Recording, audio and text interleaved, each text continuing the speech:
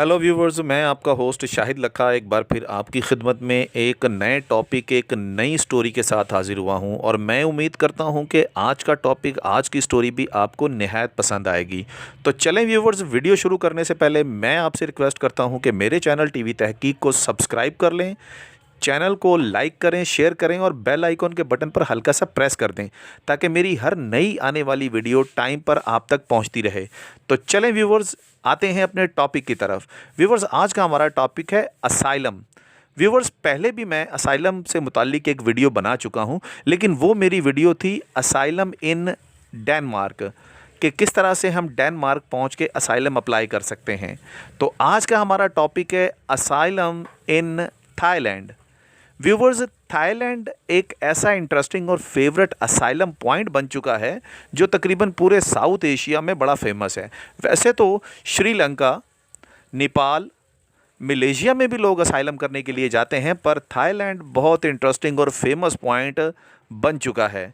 Mostly south Asian country से, third world country से लोग ज़्यादातर थाईलैंड का रुख करते हैं असाइलम करने के लिए। तो चलें व्यूवर्स, असाइलम थाईलैंड में किस तरह से करते हैं लोग, किन किन मसाइल का लोगों को सामना करना पड़ता है, कौन कौन से डॉक्यूमेंट्स लोग तैयार करते हैं और किस तरह से लोग अपने अपनी कंट्री से इमिग्रेशन को धोखा दे के असाइलम के पॉइंट तक पहुंचते हैं। तो व्यूवर्स, आज ये सारी चीज़ें बड़ी डिटेल के साथ मैं आपको बताने वाला हूँ और ये भी बताऊँगा कि कौन सा पॉइंट है जिस पॉइंट पे मोस्टली लोग फोकस करते हैं और असाइलम अप्लाई करते हैं, और कौन कौन सी ऐसी एजेंसीज़ हैं वहाँ पर, एनजीओज़ हैं और डिपार्टमेंट्स हैं जो आपको असाइलम करने में मदद देते हैं और जिनसे आप वहाँ जाके राब्ता कर सकते हैं, हेल्प ले सकते हैं। असाइलम क्या चीज़ है, असाइलम के साइड इफ़ेक्ट्स क्या हैं, यानी असाइलम बेनिफिशरी जो है उसको किन किन मसाइल का सामना करना पड़ सकता है, कौन कौन सी चीज़ें उसके लिए फ़ायदेमंद हैं और कौन कौन सी चीज़ें असाइलम लेने पर उसके नुकसान में जा सकती हैं। तो ये सारी चीज़ों को बड़ी डीपली मैं आपके साथ शेयर करने वाला हूँ। तो चले व्यूवर्स, मैं आपको बताता हूँ असाइलम क्या चीज़ है और थाईलैंड में हमने किस तरह से पहुँचना है, असाइलम कैसे करना है, क्या नुकसान है इसका और क्या फ़ायदा है इसका। तो व्यूवर मेरे साथ जुड़े रहें। व्यूवर्स, असाइलम हर इंसान का बुनियादी हक है। असाइलम का सादा लफ्ज़ों में मतलब है पनाह लेना, और पनाह इंसान उस वक्त लेता है जब उसे कोई ख़तरा होता है। इसको और मैं सादा लफ्ज़ों में बयान करूं तो आप ये कह सकते हैं कि ऐसा शख्स जिसे अपनी नेटिव कंट्री में, अपने घर में किसी किस्म का कोई ख़तरा हो, उसकी जान, उसके ईमान, उसकी इज़्ज़त को ख़तरा हो, तो वो किसी दूसरे घर में या दूसरे मुल्क में जाके पनाह ले सकता है।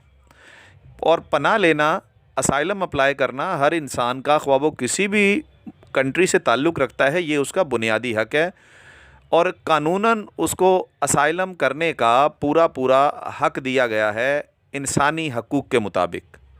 तो ये इंसानी हकूक़ की इंटरनेशनल लॉज़ की एक शिक है। इंटरनेशनल लॉज़ में इसको मेंशन किया गया है कि हर इंसान के पास अपनी जान बचाने और ज़िंदा रहने का पूरा पूरा हक है। व्यूवर्स, इनफरादी तौर पे असाइलम एक पॉजिटिव चीज़ काउंट किया जाता है, लेकिन अगर हम इसको कंट्री बेस पे देखें तो आपका ताल्लुक़ जिस कंट्री से है, जब आप उस कंट्री से निकलकर किसी और कंट्री में जाके असाइलम अप्लाई करते हैं या पनाह लेते हैं, तो याद रखिएगा आपकी नेटिव कंट्री, आपकी होम कंट्री की तज़लील होती है इसमें और इंसल्ट होती है।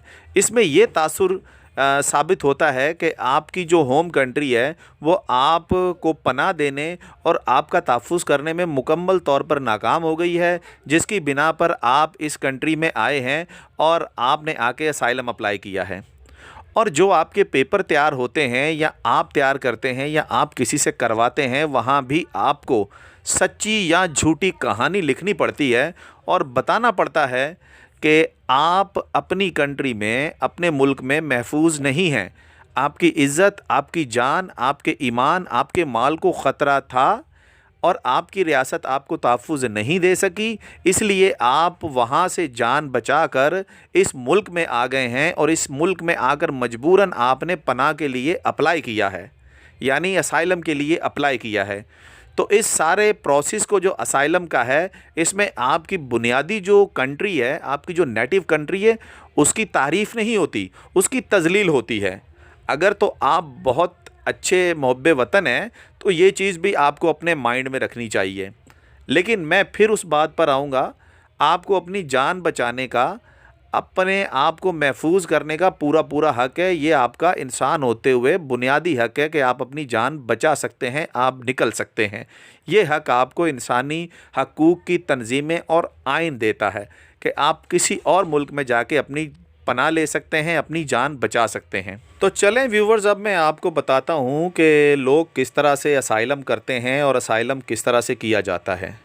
व्यूवर्स, असाइलम अप्लाई करने के लिए आपको अपनी होम कंट्री यानी जिस कंट्री में आपको ख़तरा है, आपको वहाँ से निकलना है। और वहाँ से निकलने के लिए आपको विज़िट वीज़े की ज़रूरत है। जिस कंट्री में आपने जाके असाइलम अप्लाई करना है, उस कंट्री का आपने विज़िट वीज़ा लेना है। विज़िट वीज़ा लेकर आप उस कंट्री में पहुँचेंगे। पहुँचकर वहाँ फिर आप यूएनओ के रिप्रेजेंटेटिव ऑफिस में अपने असाइलम के लिए अपने डॉक्यूमेंट्स जमा कराएंगे। एक चीज़ मैं आपको बताऊं, माजी में ज़्यादातर लोग अपनी होम कंट्री से निकलने के लिए वीज़े का इस्तेमाल नहीं करते रहे और गैर कानूनी रास्ते से वो अपने असाइलम वाली कंट्री में पहुंचे हैं, जो नहायत ख़तरनाक है और जानलेवा प्रोसेस है। व्यूवर्स, मैं कभी भी आपको इस काम के लिए गाइड नहीं करूंगा। कभी भी अपनी जान को ख़तरे में ना डालें असाइलम लेने के लिए, और गैर कानूनी रास्ता कभी भी इख्तियार ना करें। थ्रू प्रॉपर चैनल आपने जिस कंट्री में जाके अपना असाइलम अप्लाई करना है, उसका विज़िट वीज़ा अप्लाई करें। विज़िट वीज़ा लेकर टिकट लें और बाय एयर जाएं, और बाय एयर पहुंचकर वहां जाकर आप अपने इस टूरिस्ट वीज़े को किसी वर्क वीज़े में भी कन्वर्ट करवा सकते हैं। आप मज़ीद भी लीगल होकर भी वहाँ काम कर सकते हैं।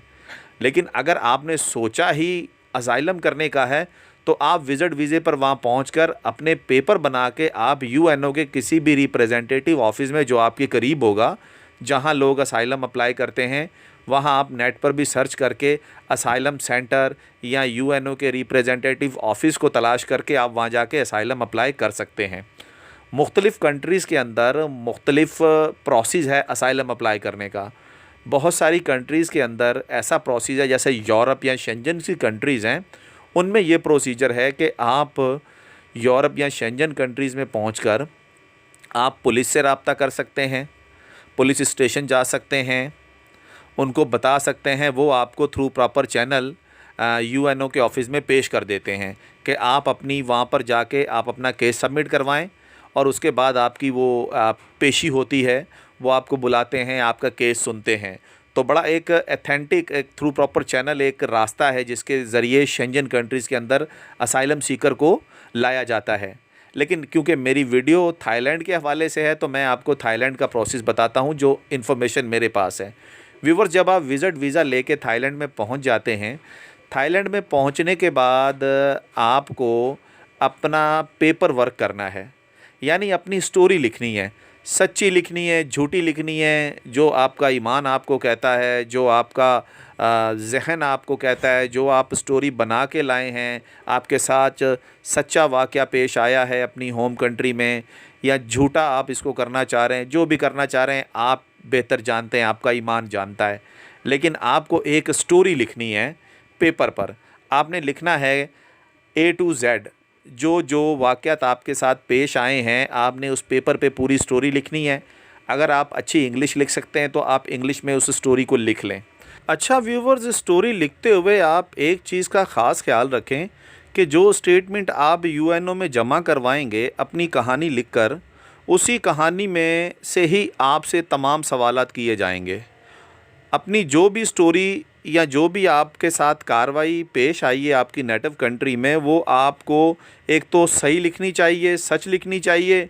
लेकिन अगर आप उसको बनाकर लिख रहे हैं तो वो आपको याद ज़रूर होनी चाहिए, क्योंकि यूएनओ आपसे उसी के मुतल्लिक ही सवाल करेगी, और आपको ये साबित करना है कि आप जो कह रहे हैं, आपने जो लिखा है वो सच है। उसकी वेरिफिकेशन किसी भी एंगल से की जा सकती है, ये आपको याद होना चाहिए। ये तो व्यूवर्स आपकी स्टोरी है, और इसके बाद दो तरीके हैं। आप इस स्टोरी को बाय हैंड जाकर भी यूएनओ के दफ़्तर में जमा करवा सकते हैं, और उनके ईमेल पर भी आप ये स्टोरी उनको सबमिट करवा सकते हैं ऑनलाइन भी यूएनओ की वेबसाइट पे, वो मैं आपको वेबसाइट डिस्क्रिप्शन में दे देता हूँ यूएनओ की वेबसाइट पर। आप वहाँ पर जाके भी स्टोरी उनको जमा करवा सकते हैं, यानी अपना केस फाइल कर सकते हैं, और बाय हैंड जाकर भी आप अपना केस फाइल कर सकते हैं। 2 तरीके हैं आपके पास। ये तो आपकी व्यूवर्स स्टोरी से मुताल्लिक मैंने बात आपको बता दी कि लिखनी किस तरह से और सबमिट किस तरह से होगी। अब आते हैं दूसरी बात को। असाइलम अप्लाई करने के अलावा आपको और भी बहुत सारे काम करने हैं, जिनमें आपको अपनी रिहाइश का बंदोबस्त करना है जाते हुए। यानी इनिशियली लेवल पे जैसे ही आप पहुंचते हैं, आपको यूएनओ रिहाइश नहीं देगी। थाईलैंड की बात कर रहा हूं मैं। थाईलैंड में यूएनओ की तरफ से रिहाइश नहीं दी जा रही। रिहाइश आपने अपनी पर्सनली अरेंज करनी है। तो आपको वहाँ जाकर रेंट पे घर लेना है, मकान लेना है। उसके बाद आपको खाने पीने का भी बंदोबस्त अपना ख़ुद ही करना है। तो जब आप घर से निकलते हैं स्पेशली थाईलैंड में अप्लाई करने के लिए, तो ये याद रखें कि आपको खाने के लिए और रिहाइश के लिए शुरू में अपना बंदोबस्त ख़ुद ही करना है। ये आपको जहन में होना चाहिए। इसलिए जब आप थाईलैंड में असाइलम के लिए पहुंचते हैं, तो आपके पास फाइनेंशियली कुछ इतना बहुत होना चाहिए कि आप एटलीस्ट 2-3 माह तक अपने आप को एडजस्ट कर पाएँ। व्यूवर्स, वैसे तो बहुत सारे चर्चेज़ भी हैं थाईलैंड में जो रेफ्यूजीज़ को, असाइलम सीकर्स को राशन वगैरह भी प्रोवाइड करते हैं, फूड स्टफ़ देते हैं। और उसके अलावा एनजीओज़ भी हैं इंटरनेशनल वहाँ पे जो लीगल एड प्रोवाइड करती हैं आपको। तो ये 100% कंफर्म नहीं होता कि आपको फूड स्टफ़ यानी राशन कितनी देर बाद मिलता है, वक्फ़े से मिलता है या कंटिन्यू मिलता है। तो इसलिए कोई भी एनजीओ जो वहाँ पे आपको रिहाइश के लिए और फूड के लिए सपोर्ट नहीं कर पाएगी पूरी तरह से। यानी ये चीज़ें वक्फ़े में मिलती हैं और रेगुलर नहीं मिलती हैं, रेयर मिलती हैं। तो इसलिए आपको अपने खाने और रिहाइश का बंदोबस्त ख़ुद ही करना है। ये आपके जहन में रहना चाहिए। और दूसरी बात एक और कहूँ मैं आपको कि अगर आप मेल हैं तो मेल और तकरीबन फ़ीमेल के लिए भी वहाँ पे जॉब्स भी मिल जाती हैं। आप इल्लीगल रहते हुए यानी ओवरस्टे वीज़े पे रहते हुए भी आप वहाँ जॉब कर सकते हैं, वहाँ जॉब्स मिल जाती हैं।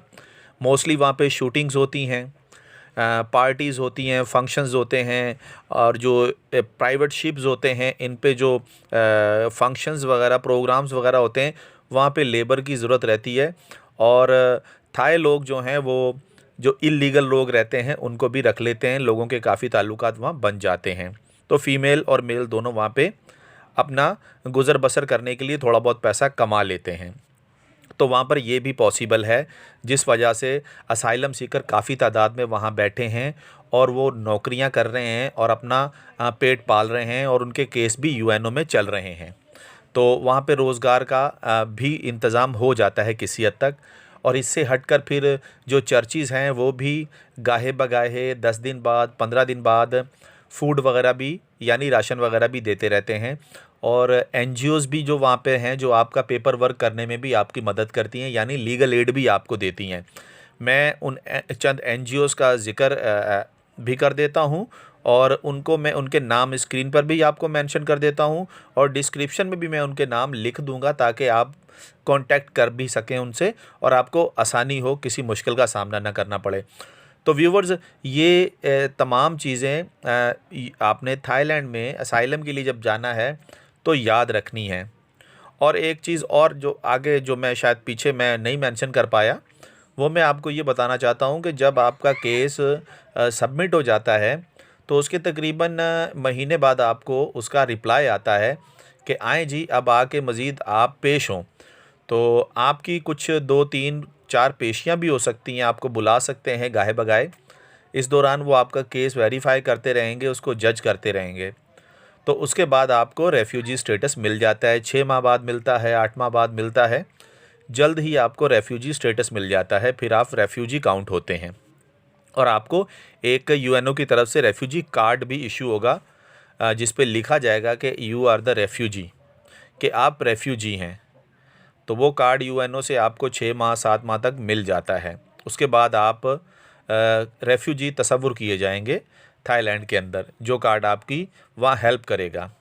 और व्यूवर्स, वहाँ रहते हुए अगर आपके पास रिलेशंस हैं, ताल्लुकात हैं शेंजन कंट्रीज़ में, कनाडा में, अमेरिका में या कहीं भी किसी अच्छी कंट्री में, तो आप एज अ रेफ्यूजी उनसे अपील कर सकते हैं कि आपका केस यूएनओ में लगा हुआ है, आप रेफ्यूजी हैं, यहाँ बैठे हैं, अपना घर बार छोड़ के आए हैं, मुश्किलात का सामना कर रहे हैं, तो आप किसी एनजीओ से भी रब्ता कर सकते हैं। तो अपने केस को आप थोड़ा सा स्पीड अप कर सकते हैं, यानी प्राइवेट डोनर आप ढूंढ सकते हैं। लेकिन अगर आप बैठे हुए हैं और यूएनओ के ही रेमो करम पर हैं, तो यूएनओ का जो अपना प्रोसेस है वो थोड़ा स्लो है, क्योंकि रेफ्यूजीज़ बहुत ज़्यादा होते हैं और यूएनओ ने जो डोनर आपको प्रोवाइड करने हैं वो टाइम लेता है। वहाँ आपको यूएनओ बेसिस पे आपको 4 साल भी लग सकते हैं, 6 साल भी लग सकते हैं, 10 साल भी लग सकते हैं। तो ये डिपेंड करता है आपकी स्टोरी कैसी है, आपकी लक कैसी है। तो अगर तो आप यूएनओ के रेमो करम पर रहेंगे तो आपको 10 साल भी लग सकते हैं। लेकिन अगर आप उसके साथ साथ जिस तरह आप काम कर रहे हैं, रोज़गार आपने वहाँ स्टार्ट कर लिया है, मज़दूरी पे जाते हैं, इसी तरह आप किसी भी कंट्री में जिसमें आप जाना चाहते हैं या आपके रिलेशंस हैं, तो आप वहाँ डोनर ढूंढें अपने बलबूते पे, यानी ख़ुद से आप डोनर ढूंढें, चर्चिज़ ढूंढें, उनको अपने कार्ड सेंड करें, उनको अपनी पिक्चर सेंड करें, उनको बताएं जी आप थाईलैंड में असाइलम करके बैठे हुए हैं, आपको इन मुश्किलात का है। तो आप इस तरह से प्राइवेट डोनर भी ढूंढ सकते हैं और अपने केस को आप जल्दी सॉल्व कर सकते हैं। अगर आपको प्राइवेट डोनर मिल जाता है तो वो आपको वहाँ से उठा लेगा, तो इस तरह से भी आप जल्दी जा सकते हैं। वरना यूएनओ में तो आपका केस लगा हुआ है, वो तो अपने टाइम पर कहीं ना कहीं से आपको डोनर मिल जाएगा, तो उस तरह भी डोनर मिलते हैं। ये 2 तरीके हैं वहाँ बैठकर डोनर सर्च करने के, डोनर लेने के। डोनर उसे कहते हैं जो आपको वहाँ से उठाते हैं, लेके जाते हैं, अमेरिका में ले जाते हैं डोनर, अमेरिकन्स हैं। वो चर्च हो सकता है, वो इंडिविजुअल हो सकता है, वो कोई कंपनी हो सकती है, कोई तंजीम हो सकती है, कोई भी डोनर हो सकता है जो आपको वहाँ से ले जा सकता है विद फैमिली या इंडिविजुअल को। तो आपके केस पे डिपेंड करता है। तो आप जब भी अपनी स्टोरी बनाते हैं या लिखते हैं, आपकी स्टोरी बहुत स्ट्रॉन्ग होनी चाहिए, ये याद रखें। जितनी स्ट्रॉन्ग आप स्टोरी अपनी बनाएंगे उतना ही आपका केस स्ट्रॉन्ग होगा और जल्दी एक्सेप्ट होगा और आपको जल्दी डोनर मिलने के चांसेस हैं। तो थाईलैंड में जाकर असाइलम अप्लाई करना ठीक है, आप कर सकते हैं।